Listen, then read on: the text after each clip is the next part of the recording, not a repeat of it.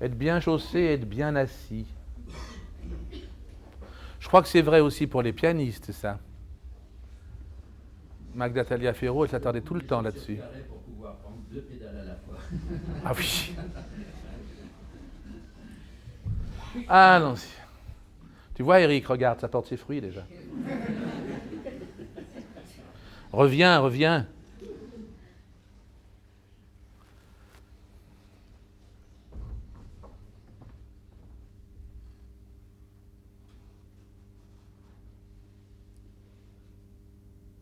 Prends un siège. Sinna. Prends.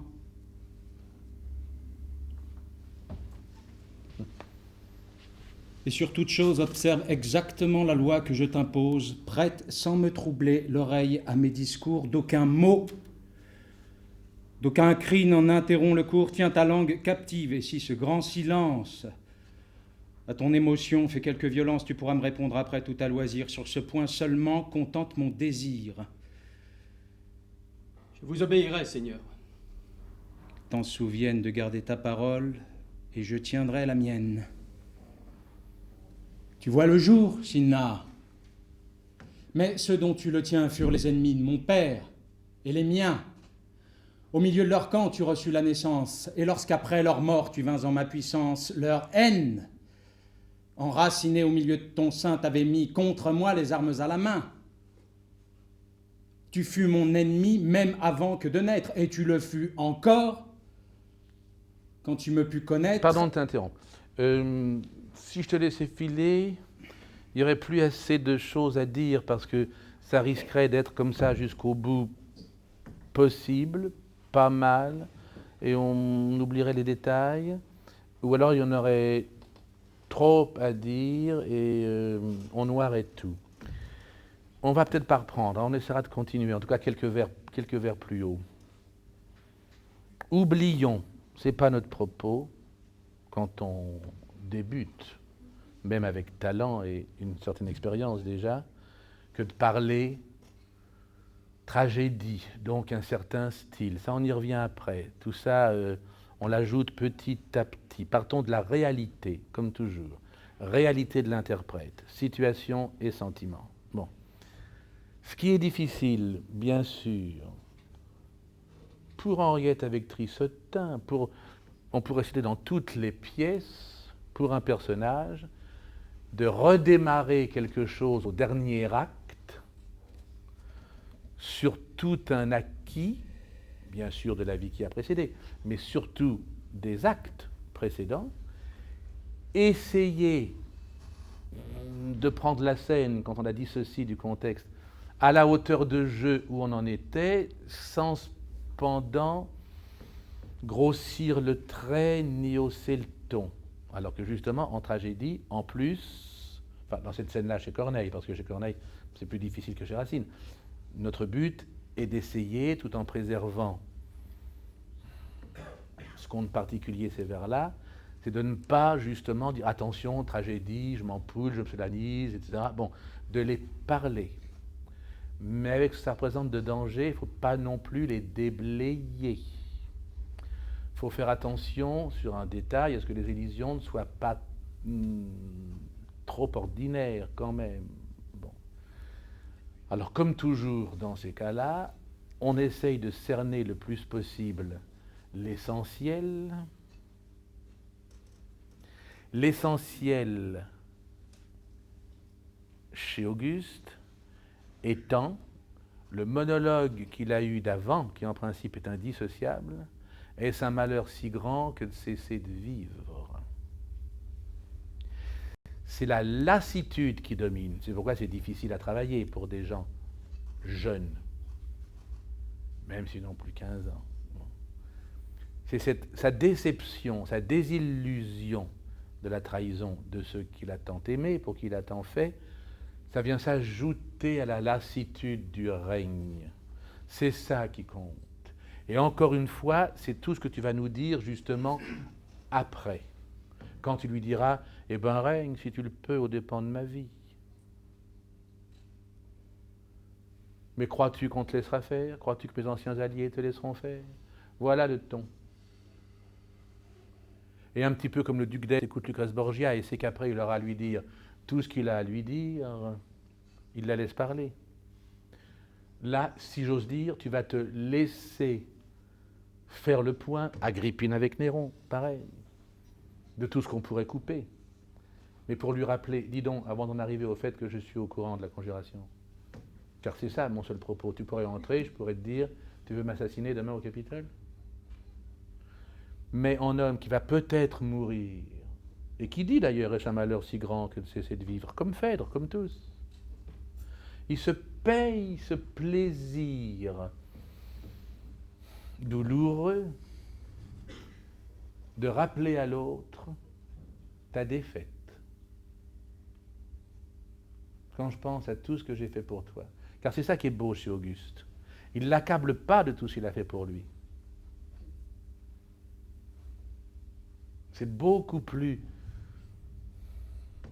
subtil, profond que ça. Alors s'il y a les temps que tu prends au début, s'il y a plein de choses de détails qu'on va éventuellement revoir, il faut que ce soit avec une autre expression.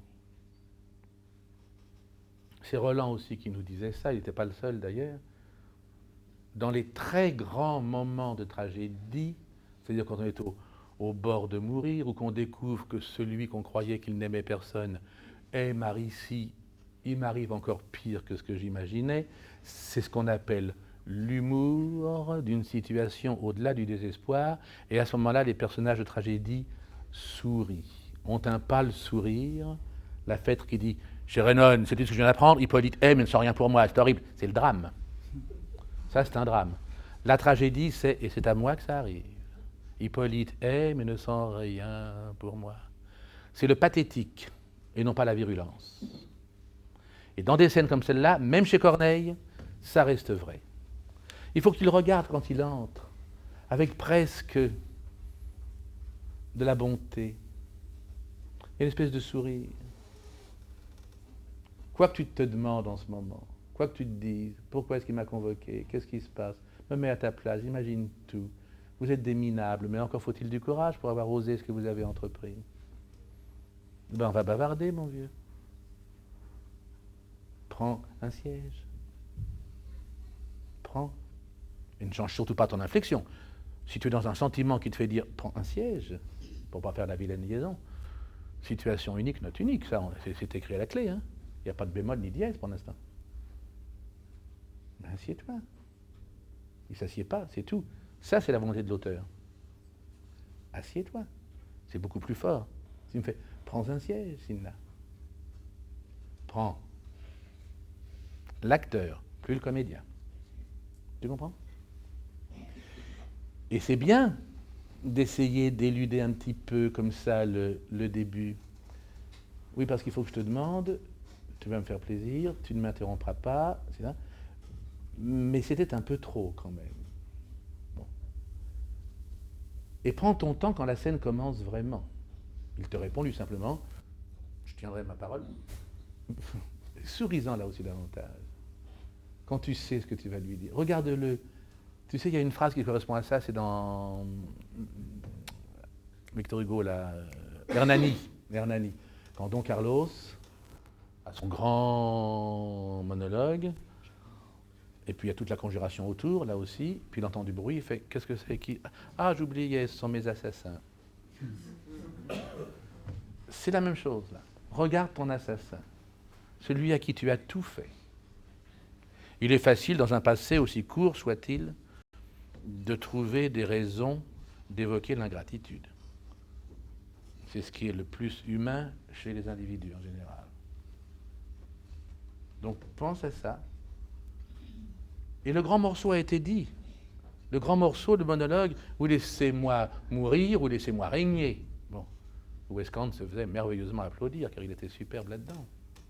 Ça après, hein, c'est le père tranquille. Attention, dans la seconde partie, il va lui dire « pauvre minable » après l'intervention. Mais là, tu prends ton départ pour en arriver à dire « tu t'en souviens, Sinna, tu t'en souviens, Sinna ». et veut m'assassiner. Tant que tu n'en es pas là, hein, du sucre. Sans t'étaler. Alors là, pour le coup, tu pourras vraiment le parler.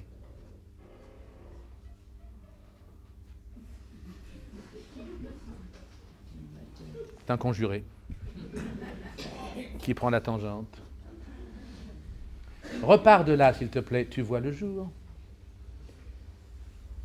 Ce qu'il y a d'amusant, ça c'est en réponse à un souvenir, ça m'est resté quand on était à Hébertot et qu'on avait une foutue alternance, puisque c'était 27 pièces par an.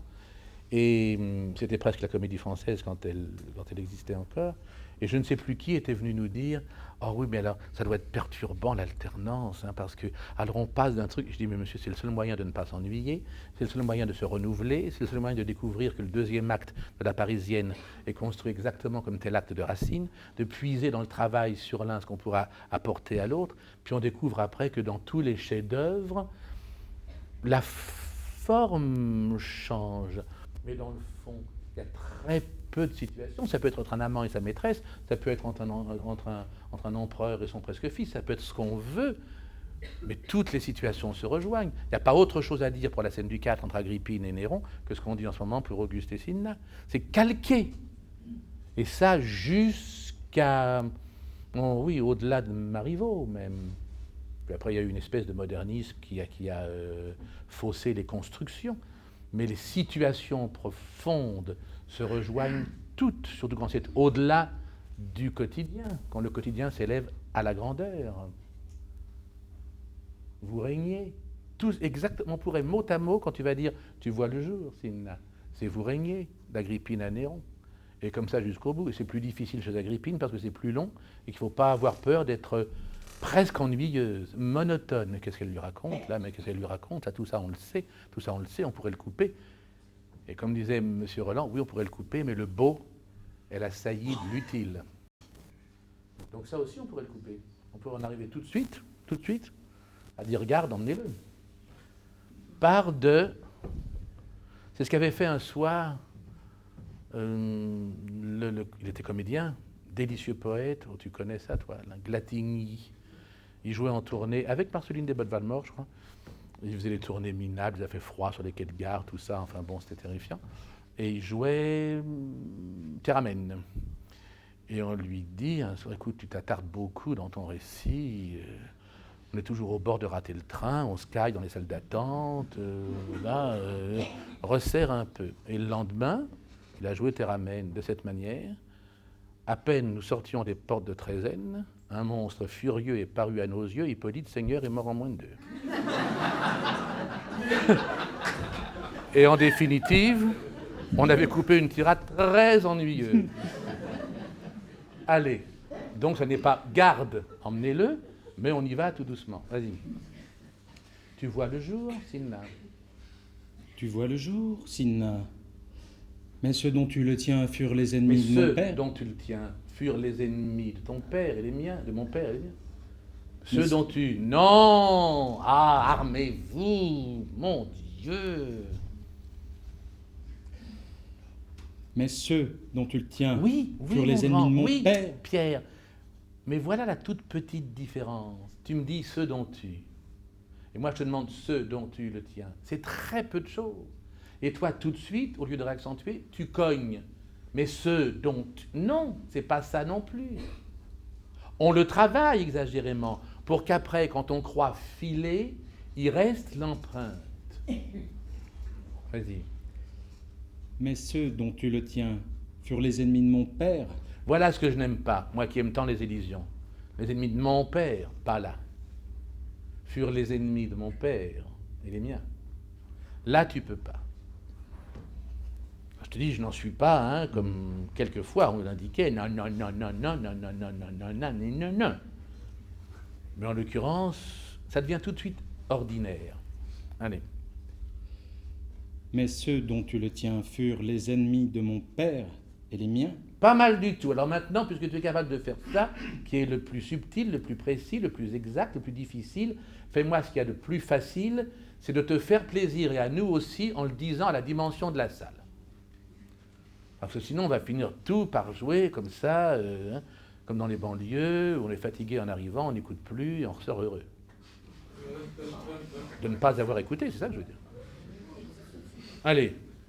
Mais ceux dont notre partenaire, c'est le public. Bon. Et c'est très curieux, observez.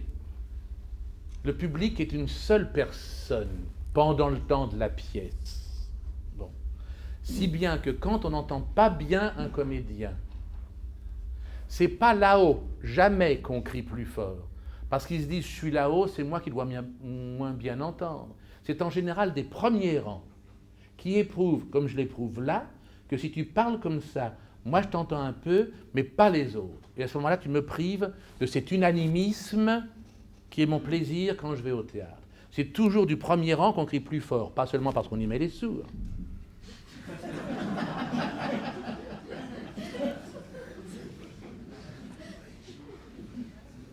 Respire à la dimension de ton partenaire qui est le public.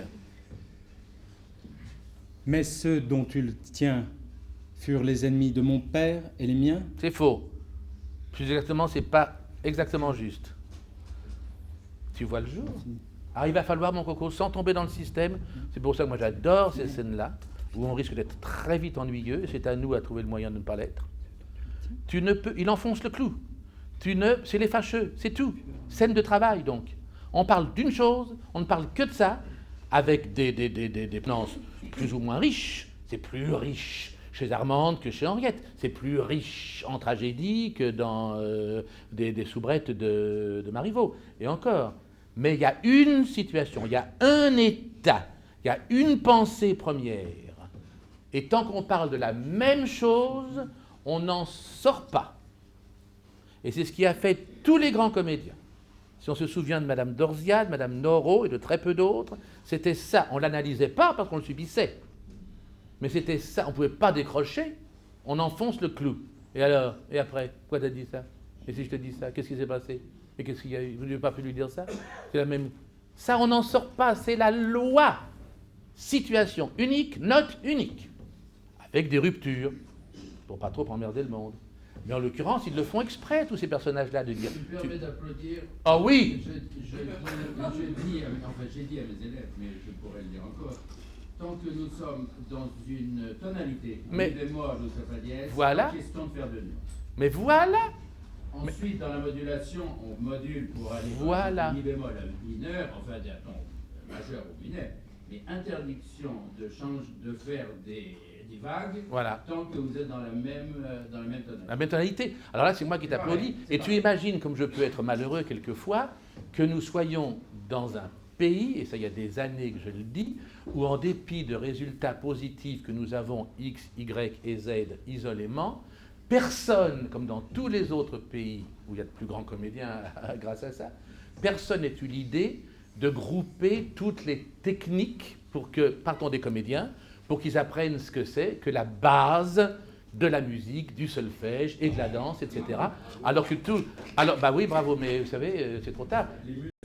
Claude Bessy a réalisé ça, elle a réussi ça, mais quand je suis allé donner des cours de comédie à l'école de la danse, il a fallu s'arrêter au bout de 4 ans, parce que je n'étais pas organisé pour ça, parce que trop de travail, parce que nanana, tout d'un coup les soutiens ne devenaient plus les mêmes, puis qu'entre-temps, un ministre avait changé, qui ne savait pas ce qu'on avait fait avant, etc.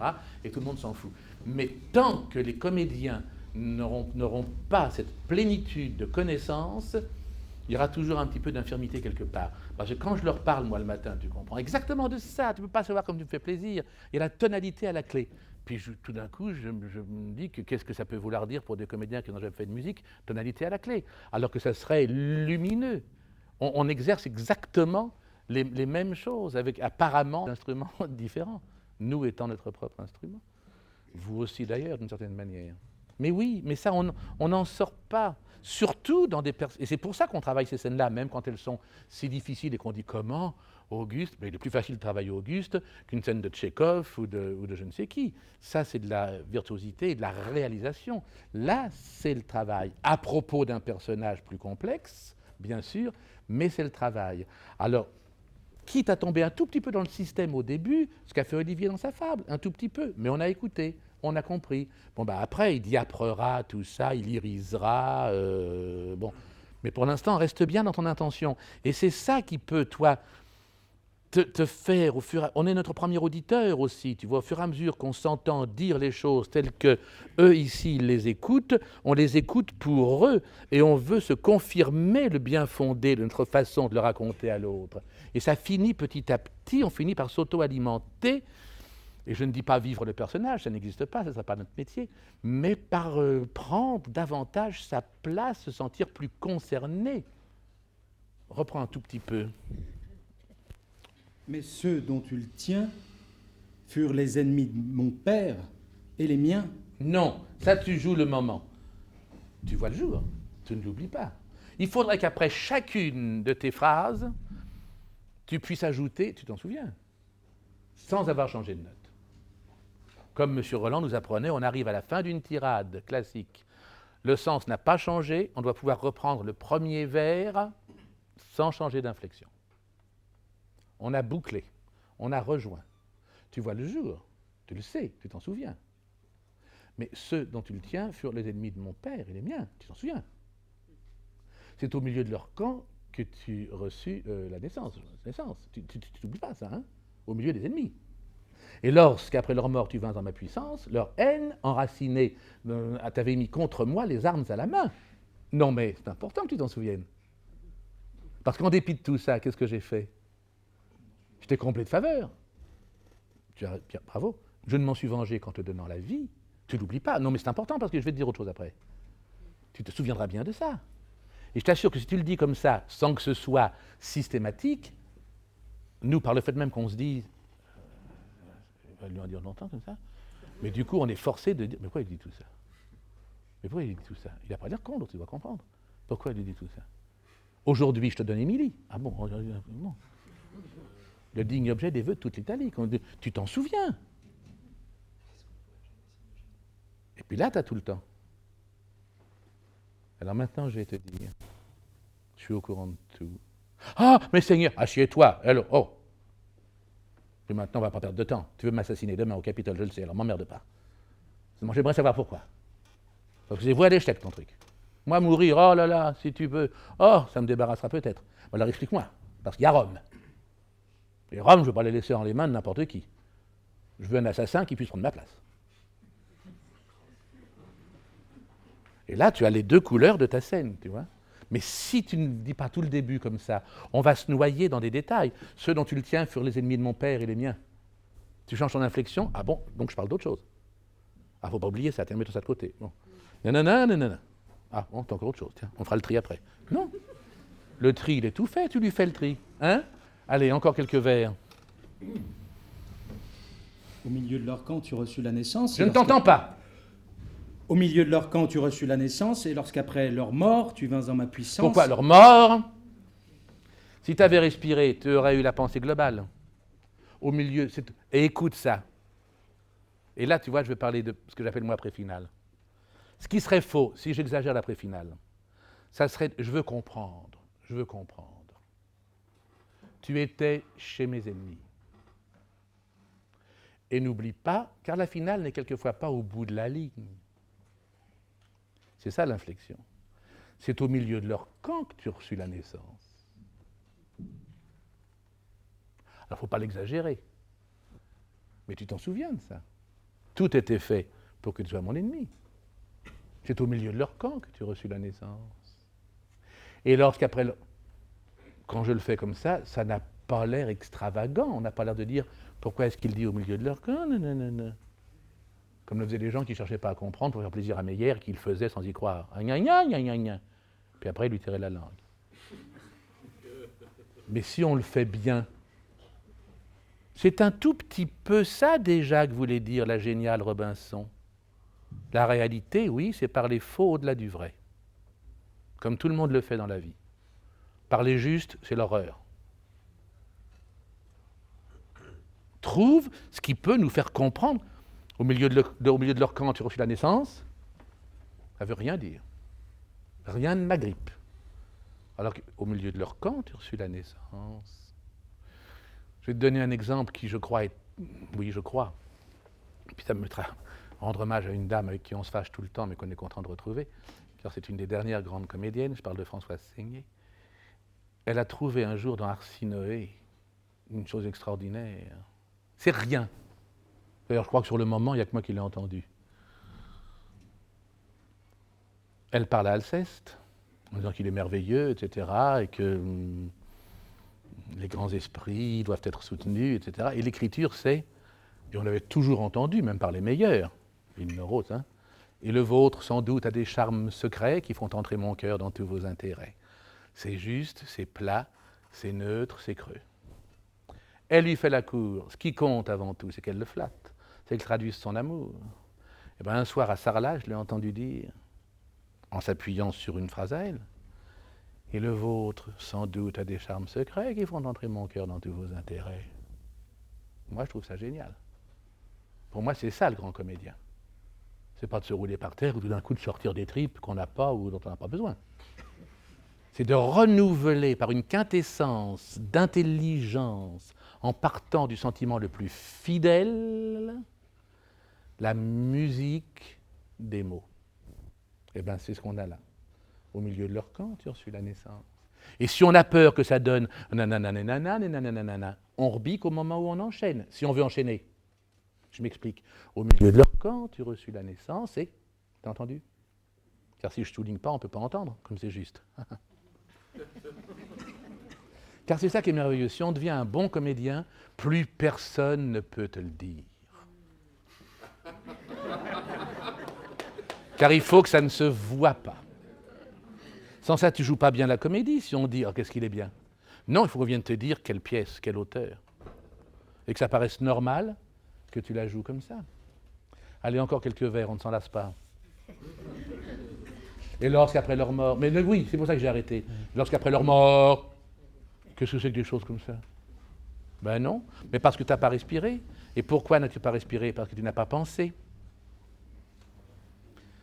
Tu as perdu ton besoin de continuer à dire, ton envie de continuer l'échange entre nous.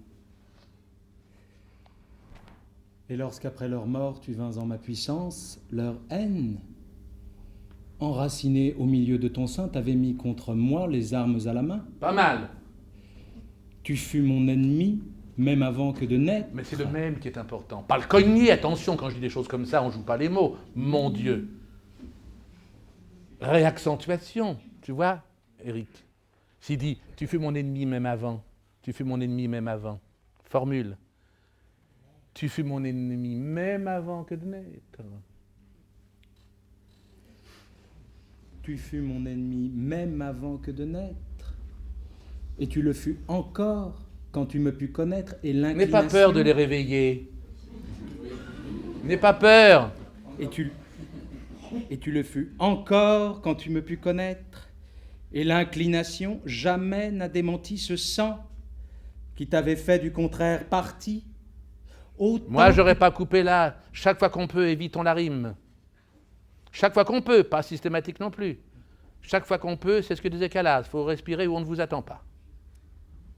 Et André Pernet aussi.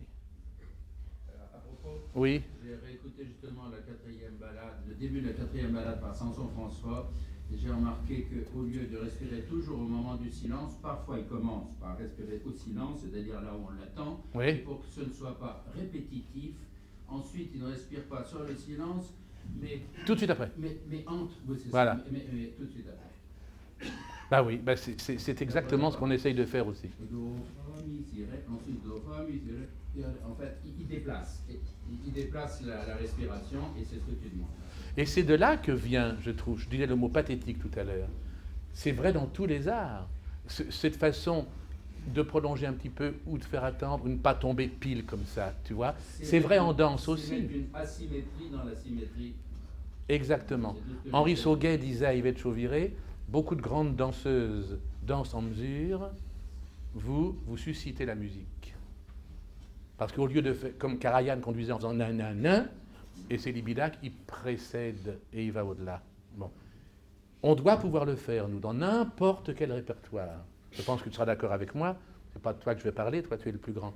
Mais c'est ce que faisait divinement, je trouve, en France, où il y en a si peu, Catherine Collard.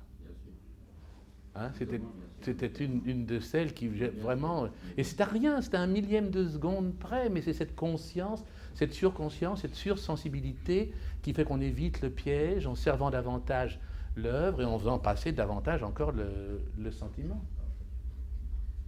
Je suis désolé, mais je crois que ça va devoir être les derniers mots de notre entretien d'aujourd'hui. On a voulu en écouter 40.